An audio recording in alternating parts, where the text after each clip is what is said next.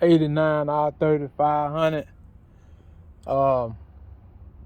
Put new battery cables, new battery in it. I'm getting 12 to the starter, but when I get in to turn the car on,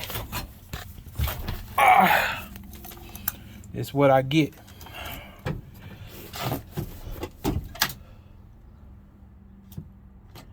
Nothing. So my question is, I got a new ignition switch.